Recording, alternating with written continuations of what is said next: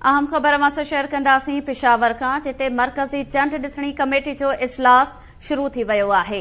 Breaking news असां share कयूं पिया पेशावर खां।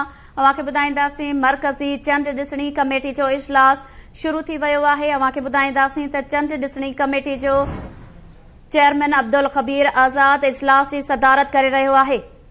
वधीक तफ़सील मालूम कंदासीं। लाइन ते मौजूद आहे असद शहर। जी असद, छा तफ़सील आहे? जी बिल्कुल, चंड ॾिसणी कमेटी जो जेको इजलास आहे उहो पेशावर में शुरू थी वियो आहे। ज़ोनल रोयत हिलाल कमेटी जो जेको इजलास आहे उहो मौलाना मोहम्मद इक़बाल जी सदारत में ऐं मौलाना अबुल ख़ैर जी सदारत में मुख़्तलिफ़ हंधनि ते इहे इजलास जारी आहिनि। इजलास सॼे मुल्क में थी रहिया आहिनि। इन इजलास में बाज़ाब्ते तौर ते रमज़ान मुबारक मुतालिक़ फ़ैसिलो कयो वेंदो ऐं रमज़ान मुतालिक़ चंड ॾिसण जूं शाहिदियूं जेके आहिनि उहे गॾु कयूं वेंदियूं।